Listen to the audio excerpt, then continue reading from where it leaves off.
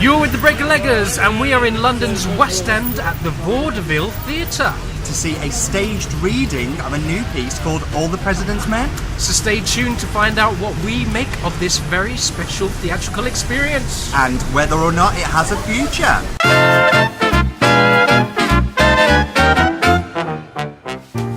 So for those of you who don't know, a staged reading is an invaluable process for any creative piece.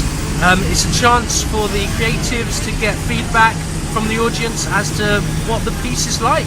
Absolutely. As directors ourselves, we know more than anyone that you've no idea what an audience is going to think regarding your piece, your direction, how they're going to react, and the best possible way to do that is stick it in front of an audience and get some instant feedback. So what do we know about this piece?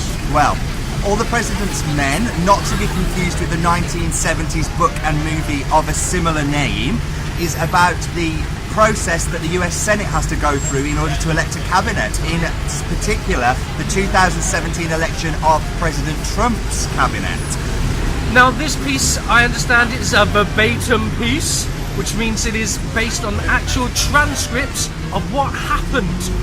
Yeah, at those readings, whatever was said will have made it into the script for this show. A recent example of a verbatim piece that you might be familiar with would be London Road? London Road. Yes, London Road, which got adapted into a movie recently starring Olivia Colman. That is a verbatim piece. Everything that is said in that musical is actually said by the people affected at that time. I personally love political pieces, as I think there is no better drama than the actual drama of reality. So hopefully there'll be a bit of drama tonight. So who do we have in the cast this evening? Anyone we know? So it's not a full production, so people will be sat around with books, but we do have an all-star cast tonight, including former Doctor Who Peter Davison. We also have Dame Siân Phillips. Ooh. And also the actor David Calder, who we recently saw in an intelligent homosexual's guide to socialism and capitalism with a key to the scriptures at the Hampstead. He played Gus and he was fantastic. So something a bit different this evening, so stay tuned and we'll tell you what we're making of it shortly. Yeah, see you a bit later on. So we've come to the end of All the President's Men at the Vaudeville Theatre. How did you find that? Yeah, kind of fascinating really. I think if you know the Congress sessions to elect the board and basically Trump's administration, then you're probably not going to get a huge amount from this. If you wanted to learn more about it and see it presented really well and fantastically delivered, then it's definitely a worthwhile piece to watch. How about you? Yeah, it's definitely a historical lesson, a political lesson. It's interesting to see kind of like the rigorous kind of interview process that each of Trump's administration candidates had to go through in order to be nominated. And they're kind of being torn to bits. And it's interesting to see almost the amount of corruption, hypocrisy from the candidates, you know, people who don't believe in climate change being nominated for climate change, people who invest in stocks are kind of also using their political power to make their stocks make more money.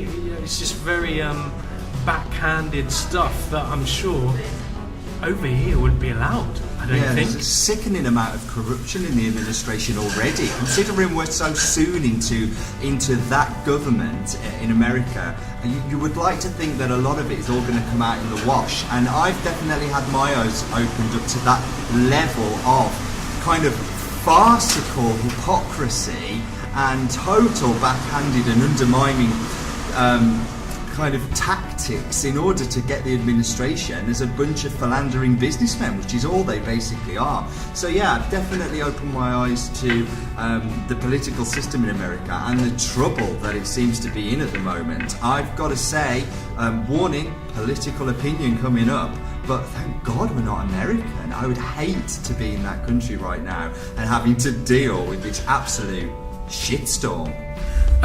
So I guess that's about the content of the piece. In terms of how it's presented, it's quite a simple setup. It's very static, as it's a committee. It's just one long row of big row of tables with chairs at it, and then one table which the interviewees is kind of sat at. That's all that happens. Which is a stage reading, but to be honest with you, with a full production, it wouldn't need much more of that. Performances were brilliant. Peter Davison especially, great performance from him. David Calder, little touches of genius. Some really lovely performances. So yeah, we'll keep an eye on this one, and we'll let you know how it progresses into the future. However, I will say, the first act I thought was great. I thought the second act needed to be probably half the length.